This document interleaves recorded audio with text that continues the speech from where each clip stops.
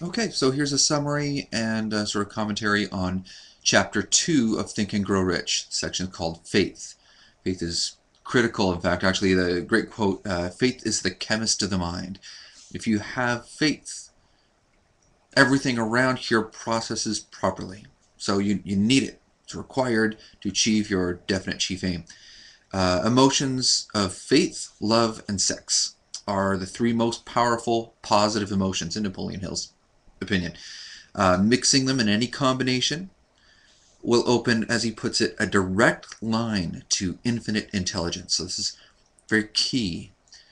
If you mix, faith and love, or faith and sex, or whatever, just these primal emotions that are in you, and direct them at your definite chief aim, you are opening a channel to, I don't know, universal unconsciousness, or whatever you want to call it. So faith can be created through autosuggestion, which actually the next chapter goes into even more, but we're going to cover a little bit here. It's a deep level acceptance of the present reality of your goal. Okay, so that's the way I'm putting it. But this is faith is basically an understanding that your goal is real right now. Goals are achieved through attraction or magnetism or whatever you want to call it. In the past, businesses have tried to succeed through fear. But that, along with doubt and unbelief, is just going to crush you. I mean, it's really not going to work for you in the long run. Fear is not a motivator. Doubt is not a motivator. And unbelief definitely is not a motivator. You're not going to get to where you need to be, and the universe will not manifest what you desire through those means. So what you need ultimately is self-confidence in order to achieve faith. And then, sorry, bear with me. Okay, I'm going to read right out of the book on this section. He gives a 6-step path to achieving self-confidence, the self-confidence formula. First, you just read this, regularly, every day. Make it part of you. So first, I know I have the ability to achieve the object of my definite purpose in life. Therefore, I demand of myself persistent, continuous action towards its attainment, and I here and now promise to render such action.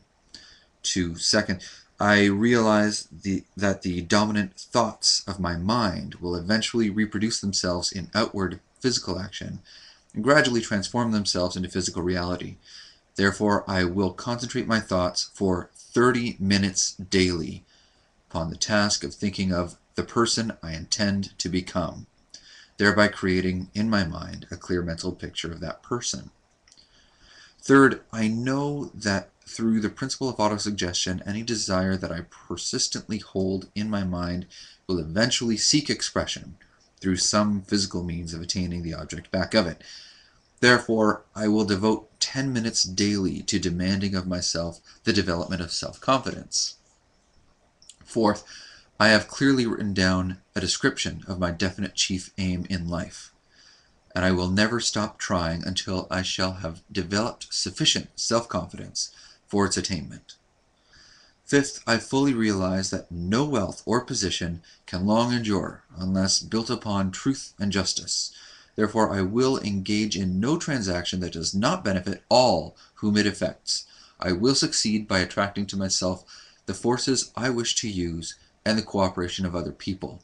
I will induce others to serve me because of my willingness to serve others. I will eliminate hatred, envy, jealousy, selfishness, and cynicism by developing love for all humanity. Because I know that a negative attitude towards others can never bring me success, I will cause others to believe in me because I will believe in them and in myself. And finally, sixth, I will sign my name to this formula, commit it to memory, and repeat it aloud once a day, with full faith that I will gradually influence my thoughts and actions so that I will become a self-reliant and successful person. Now, Napoleon actually expands on these points, repeats them several times, and it gives some examples, real-life examples of people who used faith to get to where they want to be. And that's the chapter in a nutshell. If you find that you imagine your definite chief aim and you're not confident and it becoming a reality, this is what you need to do. You do that 6-step formula. You read it over and over and over, minimum twice daily. Try to do it out loud. It's a big deal. Now, just a couple of other thoughts. It's worth doing a quick faith check every once in a while, even if you think that you have good confidence on these things. Just figure out, are you able to imagine your life right now where your definite chief aim is a reality? Like, can you imagine your life in detail right now? What would it be like to walk around in your life and do all the things you normally do, but your definite chief aim is a reality? How would those things change? What would you be doing differently? Can you do that? You need to be able to do that. If you cannot do that, there might be some thing in there that you got to work out. Are there any negative feelings at all when you do it? Pay attention to your emotions, and don't beat them down. Deal with them. There are many, many ways of dealing with negative emotions, but allow them to run their course.